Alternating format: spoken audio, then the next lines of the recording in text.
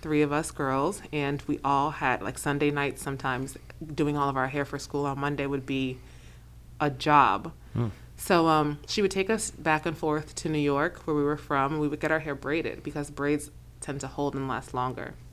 And so in this area, there wasn't any place where you could really do that. The area was not very diverse, and so there was nobody really catering to diversity. So we would go back home like once every few months and get our hair braided in these braid styles that would hold up, and they became just conversation starters everywhere we went. And it was always painful for me. So I hated getting my hair done. Yikes. I loved looking nice though, and I loved the attention as like a little girl. You know, you love to hear that. So I would just practice doing my own hair, and I would just watch when we got our hair done, and I would come home, and after a certain time when we were scheduled to go back to the city, I would stay back and just do my own hair. And people would ask about it and ask where we got the braids done, and eventually we started telling them the truth, which was that I was doing them myself. So locals would just ask, will you do mine? And I may have been 14 or 15. I had no idea how to engage, with anyone Sure.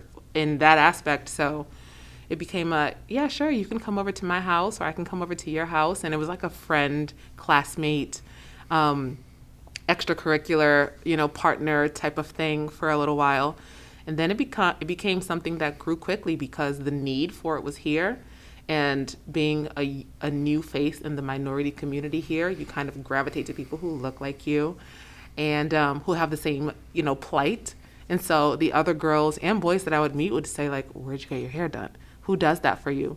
And telling them that I did it myself kind of just grew my clientele overnight. Wow.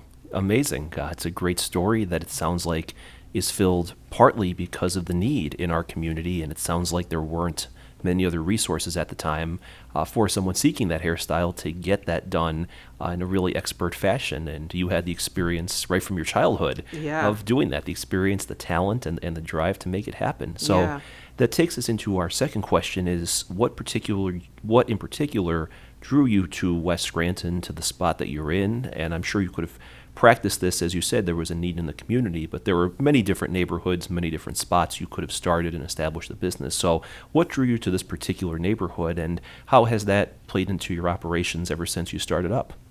Originally, when we moved to the Scranton area, we lived in the hill section, and we bounced around a little bit until we planted our feet in, I guess you would call it North Scranton or Central Scranton. We were in the same area as Northeast Intermediate School. Okay. That's now, I think, Northeast currently. Yep. Formerly Scranton Tech, way back in Scranton the day. Tech. Way You're back right. in the day. And then Scranton High School before they built the new one, right? Exactly. So, yeah. So that was our neighborhood and pretty much like our stomping grounds. And we ended up in West Side.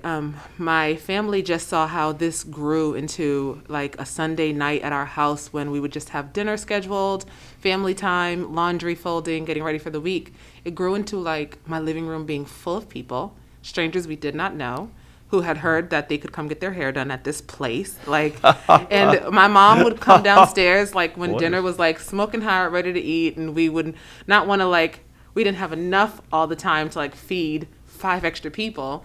So we would be waiting until 8 o'clock at night or 9 o'clock at night until I was done doing everyone's hair to eat dinner. And my uncles would come over and they would be like, I don't know if you guys are paying attention, but this girl has a business going on in this house. We need to maybe expand this or seriously take this into take it to the next level. I was in high school at the time, finishing up my 12th grade year. And my uncle, who had a friend who had a license but never done anything with it, he said, I have this girl, she has this license, she's willing to open up a small shop, and if you want to get your feet wet and just be around the industry, she'd be happy to, just put you under her wing and show you the professional side of being in a business. And I took the offer because I loved what I did. And the place that we ended up setting up was actually directly next door to Vanity. So Vanity's address is 505 North Main, and this place was 509 North Main. Okay. And the business never took off because I was still in school, and I went to college right after, and so education was my priority. And hair kind of took a back seat. And But that block always stood out to me, even though it was a very short-lived thing that we just tried. It always stood out to me, and I moved away to go to beauty school. So once I graduated Penn State, I moved back to New York. I pursued a beauty career there. I got licensed there, and I'm still heavily there. But I would always come back and notice Main Avenue, and it would always stick out to me because it was such a huge part of me becoming who I was at that time. And I happened to be back visiting my mom one day and saw a for rent sign on Vanity, which was a barbershop when we were operating as a small hair salon next door. Sure. We called the number.